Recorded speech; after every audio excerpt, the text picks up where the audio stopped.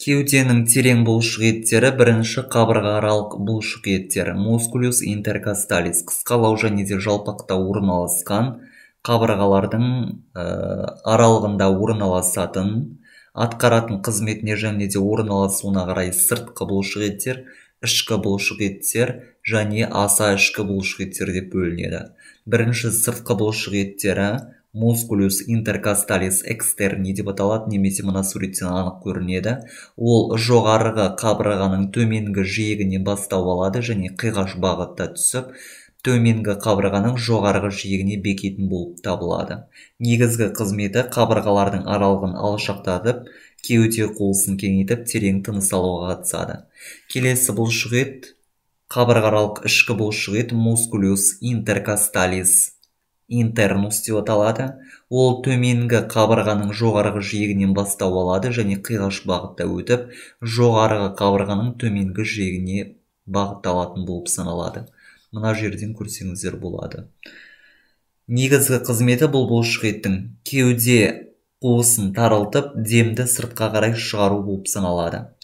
Аса ішкі қабырғааралық бұлшық ет мускулюс интеркосталис интими деп аталады. Ол ішкі қабырға қаптауында бағыттас болып орналасатын бұлшық ет болып саналады.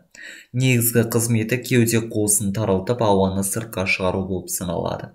Қабырға астылық бұлшық еттер, келесі бұлшық еттер. Бұл мускулюс субкосталис деп аталады. Бұл төменгі 8-ші 12-ші қабырғалардың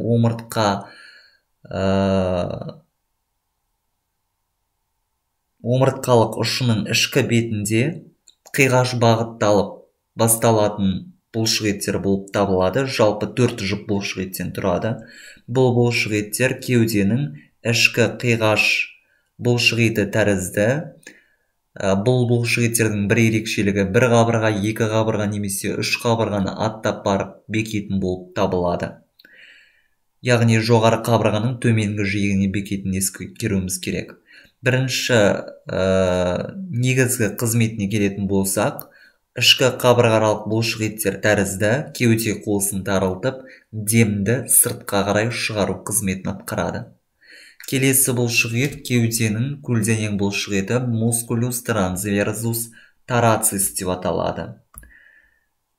Жалпы бұл бұлшық еттер жалпақ желпуіш тәрізденіп, кеуде қуысының алдыңғы қабырғасында орналасатын болып саналады. Ол бұлшық ет төс сүйегінің денесінің төменгі бөлігінен және оның семсер тәрізді өсіндісі процессус ксифоидустан бастау алып, жоғары және де латеральды бағытта өтіп, 3-4 қабырғаның шеміршектік бөлігіне барып бекетін болып саналады. Негізгі қызметі кеуде қуысын тарылту және демді сыртқа шығару қызметін атқарады. Қабырғаларды көтеруші бұлшық еттер мускулюс леваторис кастариум деп аталады. Бұл бұлшық еттер тек қана омыртқа бағанасының кеуде аралық бетінде, кеуде маңында байқалатын болып саналады. Бұл бұлшық еттер арқаны жазып тік ұстаушы бұлшық ет мускулюс эректорс спинаның терең қабатында жататын болып саналады.